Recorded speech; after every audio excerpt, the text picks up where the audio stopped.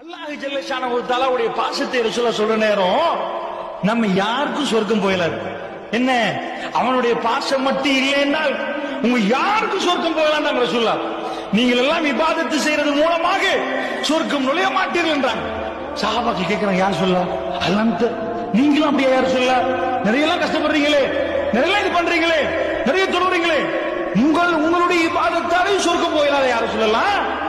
பெருமானார் ஸல்லல்லாஹு அலைஹி வஸல்லம் சொல்றாங்க, இல்லை என்னுடைய இபாதத்தாலே சொர்க்கம் போகலாது, அல்லாஹ்வுடைய அருளால் அவன் என்னை அரவணைத்துக் கொண்டாலே தவிர என்றாங்க ரசூலுல்லாஹ்.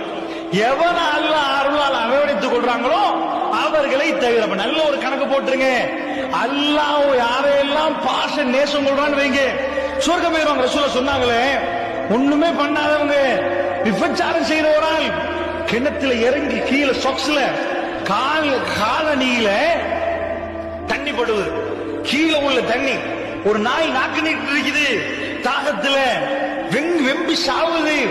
இத பார்த்து அந்த பொம்பளைக்கு என்னாச்சு, ஒரு உணர்வு வந்துட்டு நாய்க்கு தண்ணி கொடுக்கணுமே அப்படின்னு வந்ததுனால கீழே இறங்கிட்டாங்க. காலனியில பட்ட தண்ணி புதுசாலாம் எடுக்கல, அதை எடுத்து புளிஞ்சு நாய் நாக்கில் விடுறான்.